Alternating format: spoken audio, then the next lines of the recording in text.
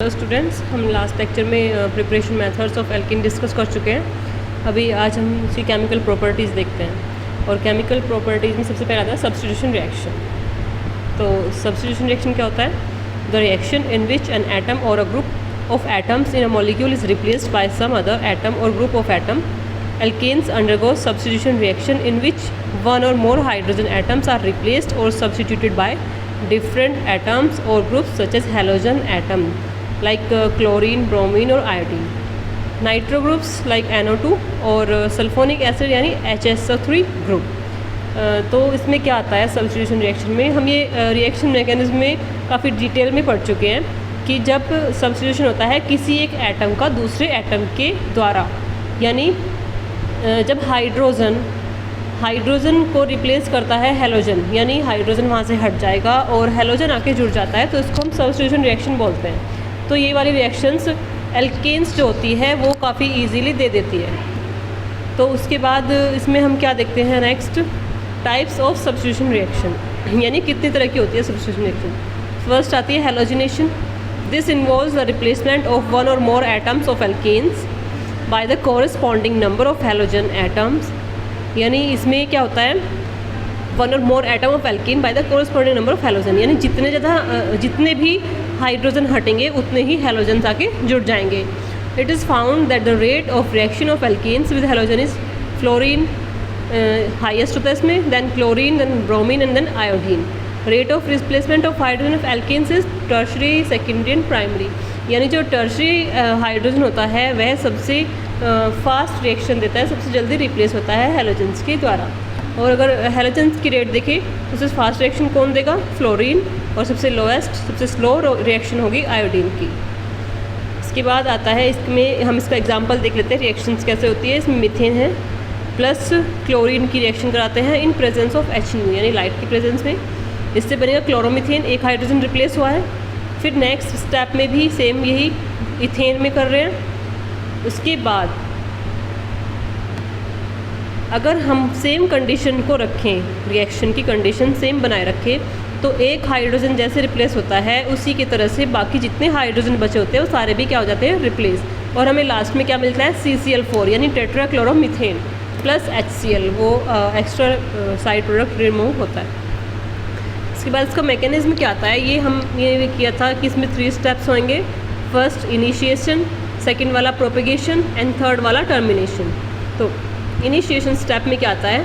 The reaction is initiated by homolysis of chlorine molecule in the presence of light और heat. The Cl-Cl bond is weaker than the carbon carbon and carbon hydrogen bond and hence is easiest to break. यानी अगर हम compare करें carbon carbon bond और carbon hydrogen bond को chlorine bond से, तो chlorine का बॉन्ड काफ़ी वीक होता है और यह लाइट की प्रेजेंस में इजीली ब्रेक हो जाता है और क्या बनाता है ये फ्री रेडिकल, यानी होमोलाइसिस से फ्री रेडिकल का फॉर्मेशन होता है। और जब फ्री रेडिकल फॉर्म हो जाता है उसके बाद ये अटैक करता है हमारे मीथेन मॉलिक्यूल पे।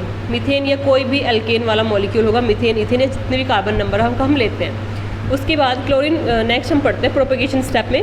Chlorine free radicals attacks the methane molecule and takes the reaction in the forward direction by breaking the carbon hydrogen bond to generate methyl free radical with the formation of HCl। यानी जब एक free radical methane के ऊपर attack करता है तो वह generate करता है methyl free radical. The methyl free radical thus obtain attack the second molecule of chlorine to form CH3Cl with the liberation of another chlorine free radical by homolysis of chlorine molecule। उसके बाद वही methyl free radical क्या बनाता है? Chloromethane और साथ में chlorine free radical.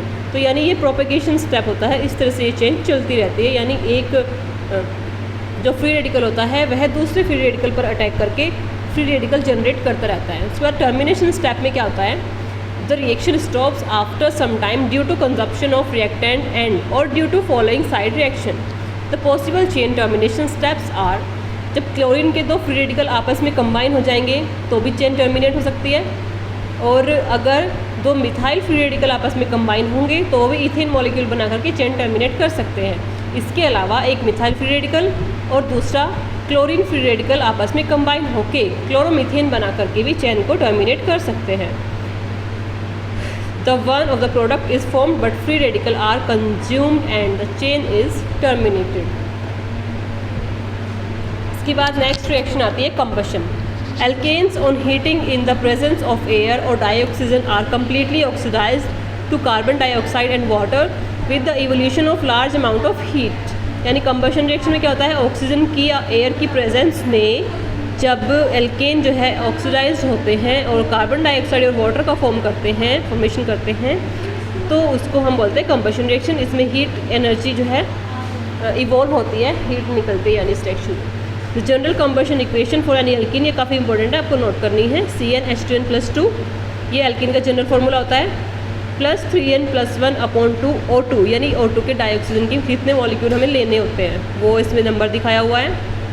फिर बनते हैं NCO2 प्लस n+1 H2, यानी जितनी CO2 बनेगी उससे एक ज़्यादा हमारे पास वाटर मॉलिक्यूल फॉर्म आएंगे. Due to the evolution of large amount of heat during combustion, alkanes are used as fuel cells, यानी ये फ्यूल सेल्स की तरह से यूज़ हो सकती है. इसके बाद आता है controlled oxidation. Alkanes on heating with a regulated supply of dioxygen or air at high pressure and in the presence of suitable catalyst give a variety of oxidation product.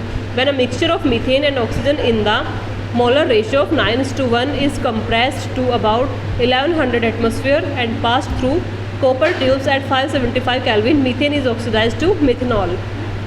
यानी जब लिमिटेड होती है एयर की supply तो combustion भी incomplete होएगा, तो उसकी आप रिएक्शन ये नोट करेंगे. यानी इसमें मिथेनॉल CH2CH4 प्लस O2, ये एरो के ऊपर एटमॉस्फेयर लिखा है 1100 एटमॉस्फेयर, और ये 2CH3OH is equal to arrow के राइट साइड में है.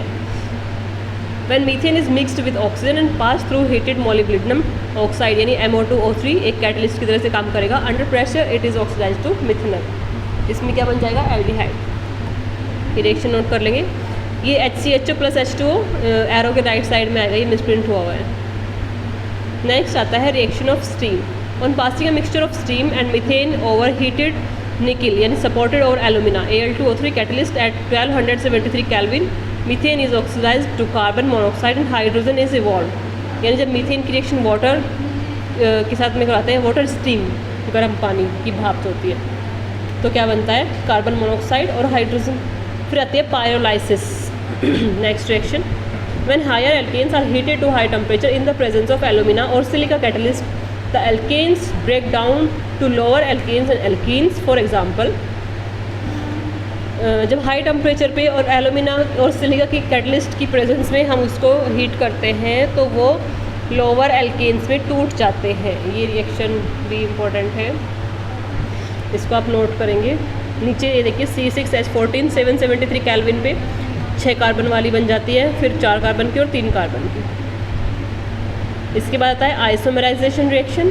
Alkanes isomerise to branch in alkanes when heated with anhydrous aluminium chloride यानी AlCl3 and hydrogen chloride at 573 Kelvin under a pressure of about 30 to 35 atmosphere.